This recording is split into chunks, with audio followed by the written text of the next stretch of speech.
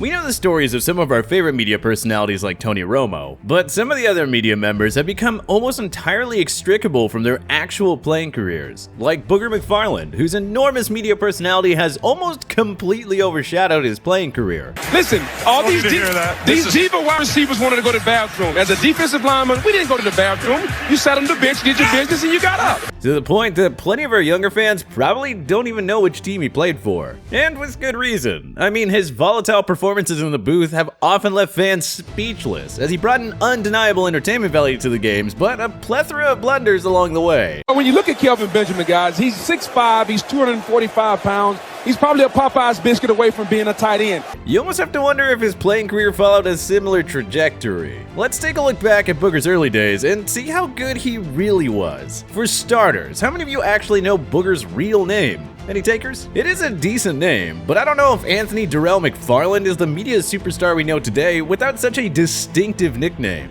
According to Booger himself, he got the nickname as a child for being a bad kid, in his words, and getting into a lot of wild stuff. Well, whatever he was doing growing up in Winsboro, Louisiana, it was enough to get him on the radar for the local powerhouse college LSU, where McFarland played from 1995 to 1998. Booger made an immediate impact as soon as he became a Tiger, starting every game of his freshman year and finishing the season with a total of 73 tackles, 12 of which were for a loss, and 2 sacks. He also filled in at fullback during some important short yardage situations, and his career continued to progress steadily from there. In 96 and 97, he was a key contributor on the Tigers defense, helping the team win back-to-back bowl games. Then, during his senior year, he absolutely broke out, earning first-team All-American honors during his final year on campus. That quickly shot him up on the draft boards ahead of the 1999 NFL draft. Even though McFarland wasn't a particularly flashy player, his stopping abilities were highly coveted, and he was taken by the Tampa Bay Buccaneers with the number 15 overall pick in the draft. With the 15th pick in the draft, the Tampa Bay Buccaneers select Anthony McFarland,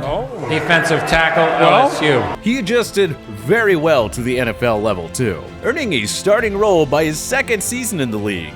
Booger wasn't much of a pass rusher, with the obvious exception being the 2000 season, when he racked up 6.5 sacks in his first year as a starter. But his primary responsibility was to clog up the rushing lanes, and that was a job that he and his running mate, Warren Sapp, did very well. So well, in fact, that by the time he was fully established in the league, the Tampa Bay defense was one of the best defensive units that we had ever seen. And that very defense carried a mediocre Buccaneers offense all the way to the Super Bowl against a vaunted Oakland Raiders offense that finished second in points and first in yardage. Oh, and it was headed by the NFL MVP, Rich Gannon. To Sapp and Booger, that was all just noise, and they proved it. Absolutely dominating the Raiders in Super Bowl 35, holding that explosive offense to just 21 points, most of which came in garbage time once the game was already completely out of reach. McFarland would play 3 more seasons in Tampa Bay and started his 4th there. But once the Bucs fell to an 0-4 at the beginning of 2006, they decided to do a little fire sale. And old Booger was shipped out to Indianapolis to reunite with his former head coach from Tampa, Tony Dungy. As luck would have it, he was going from an 0-4 Bucs team to a 5-0 Colts team that had some very real Super Bowl aspirations. But they had just lost defensive tackle Corey Simon to a season-ending injury, so they brought in Booger for reinforcements. And what do you know? The Colts ended up ascending to Super Bowl glory that season, making McFarland a 2-time champ. Booger was a huge part of their success in that postseason too. After finishing the season last in run defense, Indy suddenly turned it around in the playoffs and limited the Chiefs, Ravens, and Patriots to just 44, 83, and 93 rushing yards respectively. Then in Super Bowl 41, Booger recorded a sack during the Colts' 29-17 victory over the Bears. Defending Marlon Jackson's in for Nick Harper, who's out.